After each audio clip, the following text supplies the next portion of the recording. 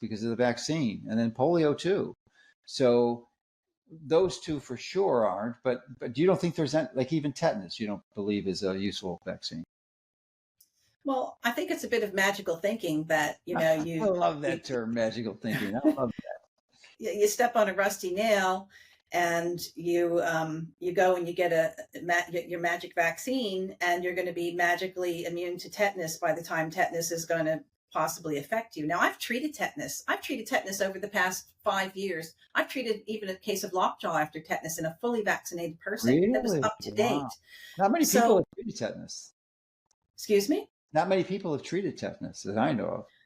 Well, they probably have, and they just didn't know it, because to try to Oh, get a diagnosis, is akin to, you know, yeah, well, it's a how'd you do it? revolution. You were very astute. How'd you diagnose this, and then how'd you diagnose it?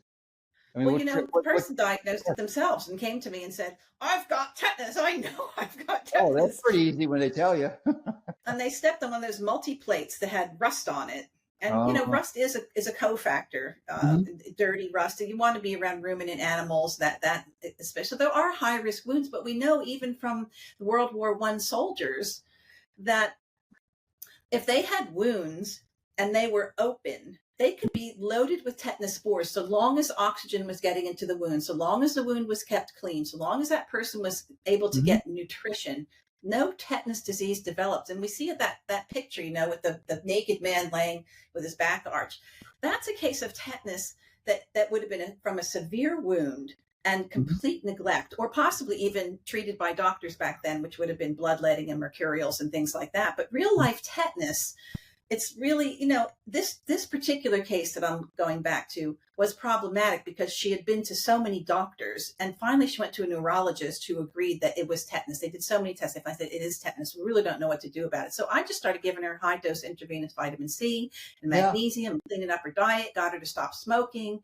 She lost a really lot of weight, but she's perfectly fine now. And then after that, I've had people who said, I stepped on a nail, because it is kind of classic, the puncture wound, and then you get the anaerobic Mhm. situation. Yeah. If you get to it really quickly, if you start giving a lot of vitamin C and magnesium, they've shown in Do, rabbits. do you know why it works? Would you like to know? Are you going to tell me something? Go Yeah. ahead. Yeah. Tell me. Because you basically gave me the clue, and I just realized that first of all, tetanus is not a viral disease; it's a bacterial disease, folks. It's Clostridium tetani. It's an obligate anaerobe. It can reside in soils, but it can also reside in your intestine where there's no oxygen. That's right. Oxygen That's is right. toxic to it. A molecule of oxygen will kill it. That's why it's typically in soil because there's no oxygen in there typically. But if you expose that organism to oxygen, as you do with hydrogen peroxide or with vitamin C, because what is the metabolite of vitamin C? Hydrogen peroxide, oxidative therapy. So you can do ozone would be even better. It occurred to me, if you had a wound that was tetanus, the last thing you need is a tetanus shot or tetanus antibodies. All you need is ozone on the wound. It'll destroy it instantly. Instantly. Yep. There's nothing, it cannot survive ozone at all. Now, Right. if it gets in the tissues where ozone can't get to, it might be a problem. But if you've got a wound, you step on it, just put a little ozone on it, it's gone. And the quicker you get to it, the better. And that's what the rabbit Peroxide would study. work too. It's less expensive and easier to do. But peroxide would work. It's the same thing. Oxidative therapy. Oxidative therapy, and then vitamin C works because it's oxidative therapy, but also it's a toxin neutralizer. And so tetanus is a spore, and then it transforms under anaerobic conditions into the toxin producing organism. So if Mhm. you can neutralize the toxin and kill the microbe, then you've won the battle. And 100% we've won the battle. Mhm. So the people come to me out of desperation, usually after, I've got cramp in my leg and it won't go away, and it's getting worse and it's ascending. It's okay. Here's what we're going to do. I don't even need intravenous vitamin C for most of these people. But what I want to get back to No. is the rabbit studies, where they basically got tetanus spores and Mhm. ground glass and put it under the skin of rabbits, sewed it up. And if they gave rabbits vitamin C at the time that they did this, 100% of them survived. If they did it afterwards, the majority of them survived. If they already had high levels of vitamin C, all of them survived. So the rabbit study showed us that not only is tetanus preventable, it's treatable. Mhm. So I don't necessarily believe that doing a puncture wound into a person of with basically a toxoid, that you're going to respond, that comes out of an animal. Again, you're dealing with all kinds of, this is the thing people don't realize what's in vaccines. Look at the ingredients, do a little bit of research. It's just You not have the to have organism. It's a multiple. lot of other items in there. And there are so many case Aluminum, reports of people with paralytic tetanus after having 5 vaccines. It's not a guarantee that you're not going to get it. Mhm. Yeah. But this is my opinion. If you feel better, I firmly believe that if you believe in something, you should do what you believe Oh, in. sure.